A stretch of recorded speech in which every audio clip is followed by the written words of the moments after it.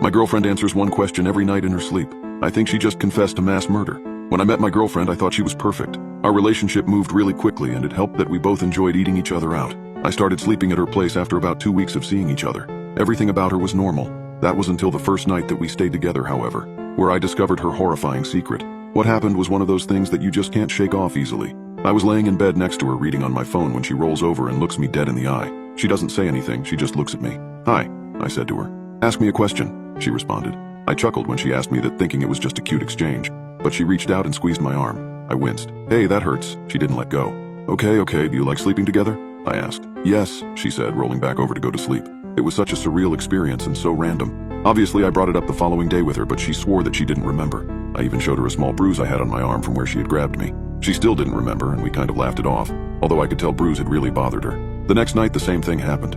I thought she was asleep, and then suddenly she rolled over and started looking in my eyes again. "Ask me a question," she said. "Do I have to?" I asked. "Yes." She rolled back over. Apparently her logic worked the same way as any of my elementary school teachers. "Hey, are you just messing with me? Only one question per night," she said. It sounds benign, but her tone had a sense of finality to it. I was afraid to attempt another question. The next week or so passed by without any terrible incidents. Every night she would roll over and prompt me for a question, and each night I would offer some innocent inquiry just to satisfy her. I would ask if she had enjoyed the restaurant or if she was tired. Small things like that. Strange as it was, I was happy and didn't see the reason that this strange sleep-talking gimmick should upset me too much. My sleep was taking a pretty big hit, however, and each night I felt like I was slipping farther down into a permanent lack of energy, as if my battery was losing capacity. There was one night in particular where I felt extremely tired and fell asleep before her. I woke up sometime in the night with her hand gripping my arm, asking me for another question. "Not tonight," I said. "Go back to sleep." "You have to ask a question," she said. Frustrated, I tried to shut her down with an absurd question. "Fine. When will I die?" "After me." She rolled away as I sat up. The way she had said those words, my body immediately broke into a cold sweat and my stomach turned over. "What did you say?" I asked angrily. "One question." "No, not tonight." I grabbed her. I didn't want to hurt her, I was just so frustrated and admittedly pretty scared. I started to shake her. "Not tonight, you need to tell me what is going on. Why are you doing this to me?" I was yelling loudly at this point. She didn't respond immediately until suddenly she turned and pushed me. My mind almost expected some kind of supernatural strength, but ultimately it was my balance that got me. With my knees tucked under me and sitting on the edge of the bed, there was no way to stop my fall. I tumbled backwards, getting shrimped between the bed and the wall. I stood up, yelling even more, but she had already turned back over in bed. I finally started grabbing a few pieces of clothing and went out the door. I had been staying with her for a while and had only been back to my apartment during the day occasionally. I finished the night of sleep there, shaking with anger. She called me in the morning asking where I had gone. I tried to explain to her what had happened, and I think it scared her more than it did me. "I pushed you out of the bed?" she asked. "Yeah, right into the wall," I said. "This has to stop. I don't really know what it is, but it has to stop. I'm happy with you, but I don't know. I feel like I'm getting chipped away at, even when the nights are peaceful. I'm scared," she said.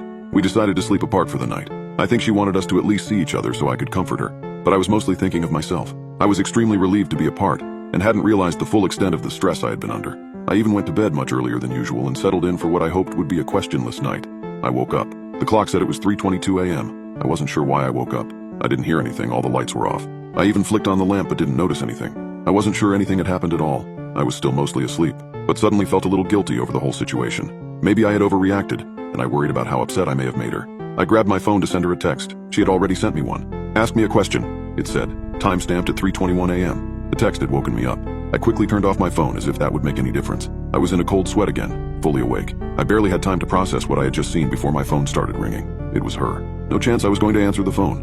All of it started to feel like a sick joke, and I quickly lost my earlier feeling of guilt. I shut down my phone completely and struggled to go back to sleep. I felt like all I needed was one day and night of rest. 3:52 a.m. A knock at my door woke me up and I almost peed myself. I knew it was her, and my fear grew without limits as I walked to the front door and looked out. There she was, beautiful but ghostly, somewhere she shouldn't be, standing in the hallway patiently. I held my head against the door, trying to decide what I should do. I didn't open the door but decided to try my luck. "How can I make this stop?" I asked as loudly as I could. "You can't," she said. I looked back out the peephole and she was gone. I whipped open the door and stepped into the hallway. She was walking towards the elevator, seemingly unaware that I was even behind her. I almost asked her to stay, worried about her traveling in this weird state, but selfishly I let her go.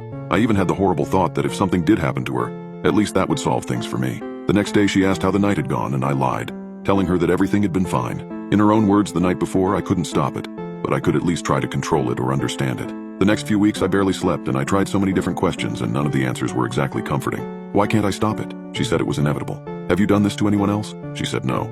"Do you want to hurt me?" She said no. "Can you lie?" She said no again. I may have wasted a question. What did I expect her to say? I tried as many things as I could think of, but no questions about the process seemed to gain me any ground. Each night I lost another little piece of myself, and I think there were some weeks I didn't really sleep at all, getting maybe 5 hours total across the whole span. Exhausted one night after weeks of trying, I tried something different, something much more specific. What is the number of days exactly that we will be in a romantic relationship after today? 112, she said. The next night, another question. What is the reason our romantic relationship ends? I die, she said. Each night I dug deeper. What will your cause of death be? Starvation. What will my cause of death be? Electrocution. Where will you die? Nearby. Can I keep you from dying? Yes. So the future can be changed? Yes. How can I stop you from dying? Don't kill me. Her words sent me into a lasting panic. I understood what she was telling me, but for all my exhaustion and despair, I kept trying. I searched for more and more clarification, but her answers always had a way of remaining just a little too vague. 6 more times I had tried to sleep in another place, even once staying in a hotel without telling her which one it would be. She showed up out of thin air in the middle of the night, knocking on my door. I called a few people looking for solutions. I called doctors and even a psychic, but my heart wasn't truly in the search. My mind had fallen on an idea a while back, and although it filled me with shame, I couldn't get it out of my mind. She tried to help, but there wasn't anything she could do. Our relationship was slowly falling apart during the day, and it was difficult for her to understand the true gravity of the situation. I also refused to share many of the details with her because I knew it would scare her even more. I tried to continue my investigation, but over time I was just looping back around to the same questions, having forgotten many of her responses. I should have written them down, but each night the sleep deprivation piled up and kept me from thinking clearly. At some point I know I finally tipped the scales towards insanity, and I'm ashamed of what I did next. A sense of clarity came over me once I accepted it, and I hate myself, but I was almost excited to ask her my next question. Where could I hide your body so that no one finds it? The hatch near your old campsite. I knew exactly where she had mentioned. There was a small area in the woods near my parents' old house with just enough flat ground for a tent. You would never find it if you didn't know it was there. But a 5-minute walk from the campsite brought you to a hatch with its doors usually covered in dirt and grass. It opened up into a small cellar. The next day, I surprised my girlfriend with a camping trip. Our relationship had really reached its last leg, and I explained that it would be nice to take a break and get away for a while. We enjoyed our day together, and honestly, I forgot temporarily about the horrible things left to do. She deserved so much better. Night came, and we sat in front of the fire, her head resting on my shoulder as she fought off sleep. She couldn't see me, but I was crying, and hoping that she wouldn't fall asleep so I could stay in that moment. I'm sorry, she said, almost asleep. It's okay. We're going to figure it out. I sat there with her for a little while longer, hoping that I would change my own mind. I whispered. Too late. She was asleep. I picked her up out of her chair and carried her off into the woods. I finally found the old hatch and laid her down on the ground near it. It took a while to finally pry it open, pushing away years of dirt and leaves with my arms and feet. I had a new padlock in my hand that I had brought with us. I lifted her again and walked down with her into the cellar, placing her down again in the center of the room. I sat down against the far wall of the cellar and somehow drifted off to sleep. I woke up to her standing in front of me. In that moment, I finally started to think of the person in front of me as someone completely different than the woman I had met. I had to get rid of whatever this thing was. It was ruining my life, and I knew if I didn't that it would be the end of me. I stood up and pulled the knife I'd been hiding out of my pocket and showed it to her. Will she know that I loved her? I asked. Yes, she said.